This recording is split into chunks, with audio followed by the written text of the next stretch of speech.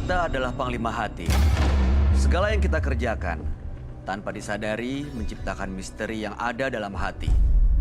Baik, buruk, kejam, pilu. Sampai kisah ironis akan kita kuak di sini, di Menembus Mata Batin. Di program ini akan menghadirkan orang-orang yang pernah ataupun masih melakukan tindakan di luar batas kewajaran. Dan bintang tamu yang hadir pada malam hari ini adalah Uci Sucita, seorang penyanyi yang juga sering mendengar tangisan makhluk gaib. Betul begitu ya? Iya betul Mas Bayu. Gimana ceritanya Uci? Jadi aku dari mulai SMA sih ya, SMA aku sering ngedenger kayak pas mau tidur, kayak ada yang gitu. Seperti nangis gitu. atau bernyanyi sebenarnya? Kadang-kadang nangis, Oke. tergantung. Kadang-kadang dia pernah kayak gitu, ketawa kayak gitu. Tapi nggak lama itu selama ini nggak pernah ngeliat? nggak pernah. Hanya mendengar? Nggak pernah. Memang peka? Memang peka. Oke. Pas di Bandung, aku dulu kan penyanyi vokalis band dulu kan. Aku tag vokal gitu di studio nih ya. Nyanyi satu bait gitu kan. Langsung disuruh stop kan sama si Operator ya, sound engineer-nya? Kok ada dua katanya nyanyi. Jadi aku nyanyi sesaku rasa Ternyata ada yang ngikutin rindukanmu. juga? Jadi yang nyanyi gini, sesaku rasa, dilangin suarakunya. Itu ada banget sih. Dan aku sampai merinding. Iya. Oke. Banyak sih selain itu juga. Pernah juga di mall gitu. Oke, ini kelihatannya ceritanya sepertinya kamu sebenarnya peka dan bisa merasakan ya? Iya. Hari ini di studio bisa merasakan sesuatu nggak?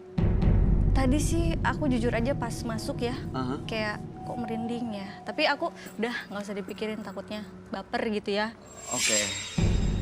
Oke. Belum pernah melihat tapi ya? Belum, Siluman, jangan sampai. jin. Penampakan pernah terlihat di handphone. Oke, nanti kita lanjut ke cerita itu. Tapi yang jelas pada malam hari ini akan hadir seorang perempuan yang mengaku akrab dengan jin. Malam hari ini kami akan hadirkan dengan nama samaran. Kami persilahkan Ningsih.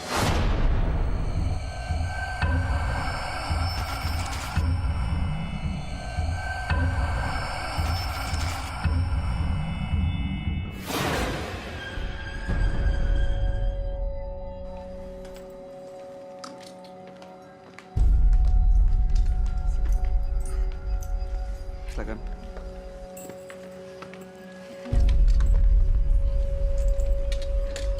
Ningsih, boleh diceritakan pekerjaan Anda saat ini?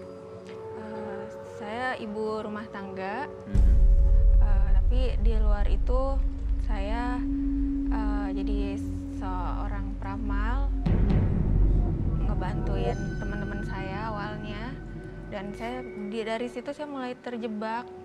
Ternyata apa yang saya lakukan itu sangat tidak benar. Oke, apa yang mau Anda sampaikan pada malam hari ini? Dari kecil itu saya kan memang bisa melihat makhluk astral, dan sampai saat ini masih menjadi teman saya saat ini dan tidak bisa lepas. Anda berteman dengan makhluk astral. Seperti apa bentuknya? Jin berwujud manusia, tapi jahat. Jahatnya? Karena setiap ada teman yang konsul atau apa, pasti diarahinnya yang sangat tidak benar gitu. Oh, jadi Anda buka praktek untuk teman-teman Yes. konsul, mendapatkan keuntungan secara ekonomi di situ, Iya. dibayar, Iya. tapi Jadi, bisikan-bisikan itu mengarahkan ke sesuatu yang jahat gitu. iya. Jadi saya tahu bahwa yang saya lakukan itu salah gitu. Jadi saya tahu ini klien ini sebenarnya datang ke saya itu sudah salah. Oke. Jadi dia minta untuk seperti neluh suaminya atau apa gitu. Ada Jadi yang sampai minta dulu? iya, dan saya melakukan hal itu. Disanggupin? Iya. Berapa bayarannya untuk sekali meneluh orang? Saya tidak memberikan nominal. Seikhlasnya ya. Iya. Oke. Maksud dan tujuan Anda malam hari ini ke sini? Saya ingin melepaskan dua makhluk astral ini. Kenapa? Ya karena tidak nyaman sekali karena saya sudah berkeluarga dan efeknya anak-anak saya ada yang sakit dan itu kayak suatu perang gitu dalam badan itu, kayak suatu perang gitu bahwa saya ingin melepasnya tapi seperti kekunci. Oke. Makhluk-makhluk astral itu ada di sini sekarang? Ada. Oke, baik. Mudah-mudahan malam hari ini Anda bisa mendapatkan tujuan yang akan Anda capai ya, dan sebaiknya memang Anda cerita langsung ke teman kami. Dia adalah seorang indigo. Kami persilahkan Roy Kiyoshi. Sebelumnya, tim Mata Batin sudah memberikan tanggal lahir dan nomor rumah partisipan kepada Roy Kiyoshi. Dengan mata batinnya, Roy akan membaca berdasarkan angka yang kami berikan. Ningsih terlahir pada tanggal 16 Agustus 1984. Tinggal di rumah bernomor 30. Dia sosok yang jujur, namun cenderung keras kepala. Saya melihat banyak sosok jin yang menyukai Ningsih. Hal ini membuatnya menjadi tak terkendali. Banyak sekali rasa sakit yang disebabkan oleh Ningsih. Saya melihat di sini banyak jin yang mendorong Ningsih untuk berbuat jahat, dan sebagian ingin berkomunikasi dengan saya di sini. Saya akan pecahkan teka-teki misteri ini untuk Ningsih pada malam hari ini.